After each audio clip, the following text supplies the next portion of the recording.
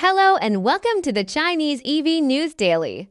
Today we have two stories, one about BAIC Group's latest sales figures, and another about Huawei's luxury electric sedan hitting a major milestone. We'll break down the numbers and sprinkle some analysis with them. Let's jump in. BAIC's January to July sales, solid growth, but nothing spectacular. BAIC Group, also known as Beijing Automotive Industry Holding, reported cumulative sales of 935,000 vehicles from January to July, a year-on-year increase of 5.6%. July alone added 117,000 units, up 2.3% year-over-year. On the surface, growth is growth, but in the rapidly evolving Chinese auto market, 5.6% is more steady than stunning. The overall passenger car market grew about 10 to 11% in the same period, meaning BAIC is slightly behind the industry pace. Rival Geely Auto zoomed ahead with roughly 1,650,000 units sold from January to July, which is about 17% domestic growth, well above BAIC's rate. In short, BAIC's performance is positive but underwhelming next to some peers. Is BAIC on track for its full-year target? The rumor mill says the group aims for about 1.65 million sales in 2025, with 935,000 already sold. They need roughly 715,000 more in the next 5 months. That works out to about 143,000 per month, notably higher than July's 117,000. In other words, the pressure is on. To hit that ambitious goal, BAIC likely needs some hits in the second half of the year. All eyes will be on the upcoming Beijing-Benz long-wheelbase E-Class and the Arcfox electric models. If those launch and catch fire with consumers, BAIC could get the needed boost.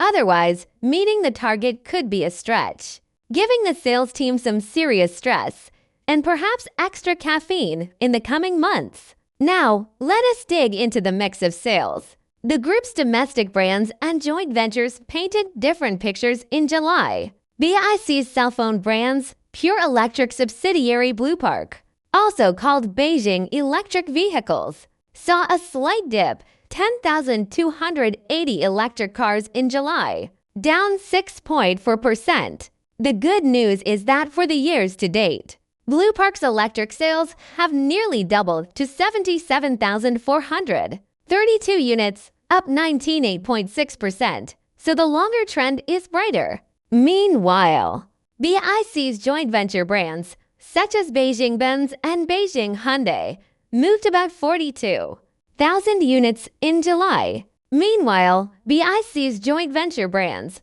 such as Beijing-Benz and Beijing Hyundai, moved about 42,000 units in July. Notably, the Beijing Hyundai joint venture was a star performer, with 17,761 sales in July, up 41.5%, and about 118,000 sold from January to July, helping rescue the overall growth. In essence, strong joint venture gains covered for softness in BAIC's own electric segment last month. Why the bumpiness in BAIC's own brand electric sales? One factor is intensifying competition. July saw new electric launches like Xiaomi's SU7 sedan and Geely's Galaxy L6 making waves, likely siphoning away some potential BAIC customers. Technologically, insiders quip that compared to domestic rivals SAIC and GSC, BAIC's pure electric platform and in-house battery, motor, and controller technologies are about half a generation behind. That is like running a race while wearing slightly heavier shoes. Not fatal, but it slows you down. BAIC will need to step up research and development to truly wow consumers who want the latest and greatest. On a positive note, exports are a bright spot. The group has been expanding overseas aggressively. In July, BAIC sold 23,000 vehicles abroad, up 20.5%. Its commercial vehicle arm Foton just opened a new assembly plant in Brazil to build light trucks, while also assembling kits in Egypt. They are riding the waves of the Belt and Road infrastructure boom and a weaker yuan, which makes Chinese vehicles more cost-competitive abroad. However, it is not all smooth sailing. Brazil plans to raise import tariffs on semi-knocked-down electronic vehicle kits to 35% by the year 2027. Put simply, shipping car kits to Brazil for local assembly will get pricier. BAIC's export momentum is encouraging, but protectionist wins could cool things off later. Our take: BAIC's growth so far is respectable, but modest in a hot market. The company needs a strong second-half push, and maybe a little luck, to hit yearly targets. The new long-wheelbase Mercedes E-Class and upcoming Arcfox models could be crucial. Keep an eye on how BAIC adapts, because steady as she goes might not be enough for long. Next, we talk about Huawei. Huawei's Maestro Zunji S800, a patriotic luxury electric rocket. In our second story, Huawei is making Mercedes and BMW sweat, this time with a car. The Maestro Zunji S800 is a flagship electric sedan that launched on May 30th. In just 67 days, it racked up more than 10,000 confirmed orders, an unprecedented achievement for a Chinese vehicle in the million yuan ultra-luxury class. Huawei's executive Richard Yu announced the milestone on August 4th. That works out to about 150 orders per day and propels the car from newcomers to bona fide hits. Let us put that in perspective. The Mercedes-Benz S-Class, long the king of executive sedans, sold only 723 units in China during June, a more than 60% year-on-year collapse. The S-Class stumble is not only due to Huawei's sedan. A weak economy and competition within Mercedes' own lineup played a part. Still, Chinese high-end electric cars have arrived. Once upon a time, a million yuan buyer automatically chose a German flagship. Now, domestic offerings are viable and even desirable alternatives, boasting equal or better technology at lower cost. The S800's success breaks the long-standing monopoly of traditional German marques in the high luxury segment. So what fuels the S800's sales rocket?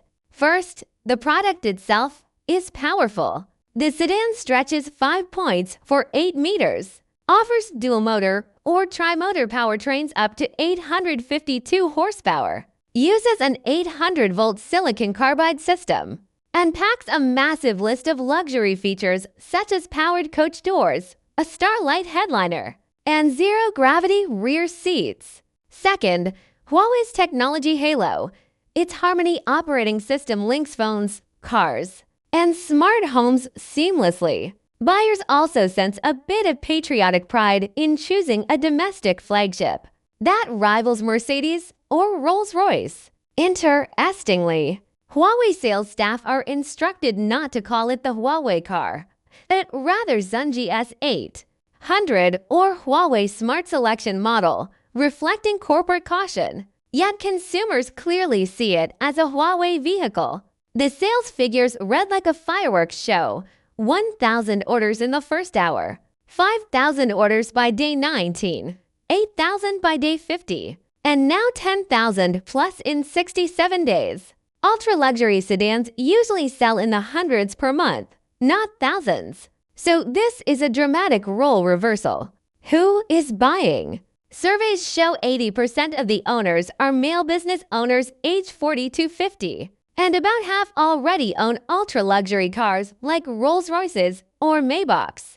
That suggests China's elite now view domestic brands as equal in status. In certain circles where business owners interact with government officials, driving a Chinese luxury electric car, backed by Huawei, can even be a political advantage. Owning one signals that you are tech-savvy and proudly supporting Chinese innovation. No product is perfect. A recent high-profile assistant driving test showed Tesla's full self-driving system, outperforming all Chinese systems, including Huawei's.